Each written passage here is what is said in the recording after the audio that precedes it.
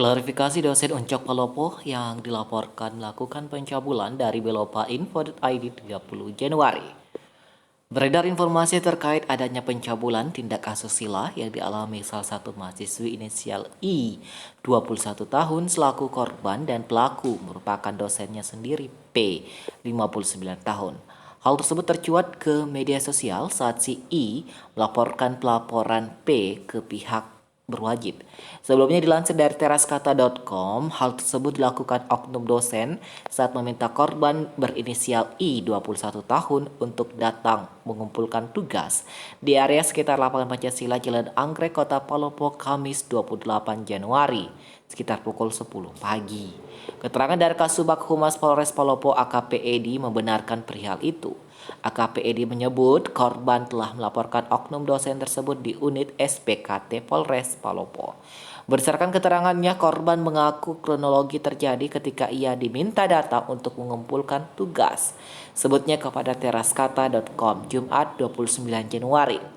Lanjutnya korban disuruh masuk dalam mobil pelaku dan setelah di dalam mobil pintu dikunci oleh pelaku. Kemudian pelaku meraba tubuh korban sehingga korban meronta dan memohon untuk pulang. Setelah itu pelaku mengizinkan korban membuka pintu mobilnya lalu pulang. Saat ini, oknum dosen ONCP tersebut dalam pengejaran pihak kepolisian untuk mempertanggungjawabkan perbuatannya. Sementara itu, berdasarkan keterangan dari P, 59 saat dikonfirmasi melalui telepon, ia membantah hal tersebut dan menjelaskan bahwa sebelum adanya kejadian yang menjadikan dirinya sebagai pelaku pencabulan dengan modus pengumpulan tugas. Jauh hari sebelumnya, si I menelpon P untuk mengumpulkan tugasnya. Diketahui jarak rumah I dan P tidak terlalu jauh, namun ia tidak pernah datang di rumah P untuk membawa tugasnya sendiri beserta tugas rekan-rekannya. Karena sudah terlalu lama menunggu, si I belum juga mengumpulkan tugasnya. Pada hari Kamis 28 Januari pukul 10 pagi, P yang berada di Pancasila pada waktu itu kemudian menelpon si I untuk menanyakan tugasnya. Tiba-tiba si I merespon dengan cepat dan menuju lapangan Pancasila. Saya hanya menanyakan tugasnya bagaimana, tiba-tiba dia langsung mau menemui saya. Saya juga heran sebelumnya dia yang hubungi saya untuk datang kumpulkan tugas tapi tidak datang. Tapi pas saya telepon dia langsung datang padahal saya tidak panggil, terangnya.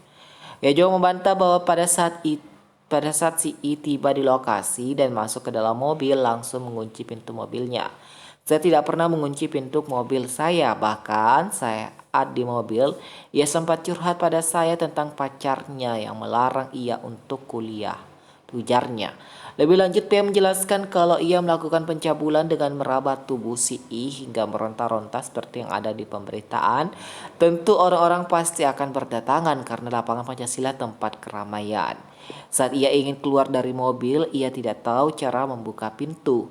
Jadi saya bantu dia untuk buka pintu, tapi saya tidak sengaja menyentuhnya, bukan meraba. Saya tidak mungkin melakukan pencabulan, selain dia mahasiswi saya, dia juga tetangga saya, ujelasnya. Hingga berita ini diterbitkan, P akan melakukan klarifikasi lebih lanjut ke pihak berwajib untuk melakukan penyidikan lebih lanjut terkait laporan CI.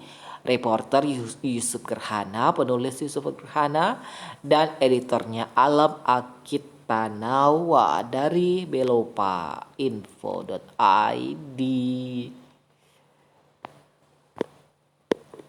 Oke ya guys, demikian berita untuk saat ini. Terima kasih, bye-bye.